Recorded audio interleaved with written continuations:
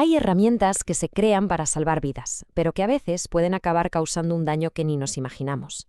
Hoy vamos a meternos de lleno en una de esas historias, la de un tratamiento médico que salió terriblemente mal, y sobre todo en las lecciones tan duras que nos dejó. Vámonos a septiembre del 96. Estamos en Costa Rica, en el Hospital San Juan de Dios. Y aquí es donde empieza todo.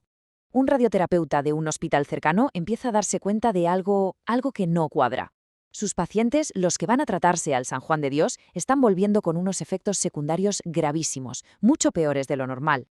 Claro, la pregunta era inevitable. ¿Qué demonios estaba pasando? ¿Qué podía provocar esa diarrea, ese dolor, esas quemaduras en la piel tan brutales? Y encima en gente que ya estaba luchando por su vida contra el cáncer.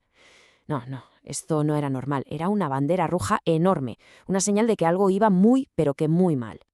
Vale, para poder desenredar este lío, lo primero es entender la herramienta que está en el centro de todo este drama. Hablemos de la radioterapia. La idea, en principio, parece simple, ¿no? Coges un haz de energía de alta potencia, lo apuntas al tumor y ¡pum!, destruyes las células malignas. De hecho, es uno de los pilares fundamentales en la lucha contra el cáncer, una técnica que salva muchísimas vidas cada año. Pero, y aquí viene el pero gigante. La radioterapia es como caminar por la cuerda floja. Es un equilibrio súper delicado. Porque claro, esa misma radiación, que es letal para las células del cáncer, también puede arrasar con el tejido sano que está justo al lado. Así que el éxito de todo esto depende de una cosa: dar la dosis exacta. Ni un poco más, ni un poco menos. Es que estamos hablando de un campo donde la precisión lo es todo. El éxito y el fracaso se miden en milímetros y en segundos. Un error de cálculo minúsculo, un fallo que podría parecer una tontería, puede acabar teniendo unas consecuencias devastadoras. Bueno, pues con esto en mente, volvamos al Hospital de San Juan de Dios. Lo que descubrió la investigación fue tremendo. La causa de todo esto no era que la máquina estuviera rota o defectuosa, no. Fue un error humano, un simple y a la vez mortal error de cálculo. Imagínate la situación. Durante más de un mes entero, desde finales de agosto hasta que se dieron cuenta a finales de septiembre, los pacientes estuvieron recibiendo tratamiento de una máquina que no estaba funcionando como los médicos y los físicos pensaban, ni de lejos. A ver, ¿dónde estuvo el fallo exactamente? Pues en algo que parece increíble. Al calibrar esa nueva fuente de cobalto 60, el físico se lió con el temporizador. Vio un ajuste de 0,3 y pensó que eran 30 segundos, pero en realidad eran 18. Un error de solo 12 segundos. Pero claro, ese pequeño error fue la primera ficha de dominó. A partir de ahí, todos los cálculos para determinar el tiempo de tratamiento de cada paciente estaban mal. Básicamente creían que la máquina era mucho menos potente de lo que era en realidad. Y el tamaño del error es para echarse a temblar. El equipo médico calculaba y programaba los tratamientos pensando que daban una dosis de 1,22 grays por minuto. La realidad, la máquina estaba soltando 2,22 grays por minuto. O sea, estaban dando más de un 60% de radiación extra en cada una de las sesiones. Y lo peor es que nadie, absolutamente nadie, lo sabía. Ahora vamos a dejar un poco de lado los números, los cálculos y los fallos técnicos, porque toca hablar de lo más duro: las consecuencias. Las consecuencias reales y devastadoras que este error tuvo en la vida de las personas. 115 personas. Ese es el número total de pacientes con cáncer que, sin saberlo, durante más de un mes recibieron sobredosis masivas de radiación en lugar de su tratamiento. Solo 9 meses después del accidente, el panorama era desolador. De esos 115 pacientes, 42 ya habían fallecido.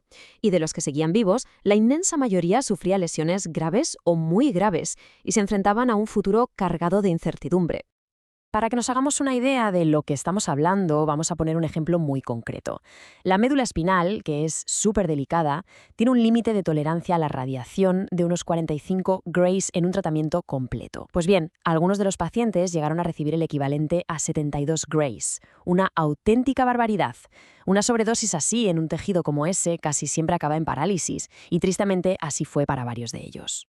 Pero es que lo más terrible de todo esto es que la pesadilla no terminaba ahí. El informe del Organismo Internacional de Energía Atómica lo dejó clarísimo.